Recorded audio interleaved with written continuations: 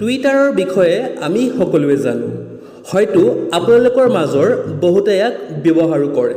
কিন্তু আপুনি বাৰু জানেনে টুইটাৰৰ লগোত যিটো চৰাই আছে তাৰ নামটোনো কি? হয়তো আপোনালোকে বেছিভাগেই নাজানে। যদি আপুনিও নাজানে তেন্তে মই কৈ আছোঁ। টুইটাৰৰ লগোত যিটো চৰাই আছে তাৰ নামটো হৈছে লেৰী দ্য বাৰ্ড।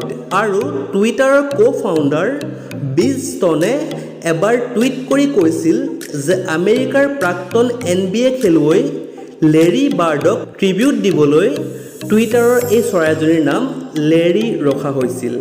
এনেধৰণৰ ইণ্টাৰেষ্টিং ভিডিঅ'ৰ বাবে চেনেলটি লাইক, শ্বেয়াৰ আৰু ছাবস্ক্ৰাইব নিশ্চয়কৈ কৰিব।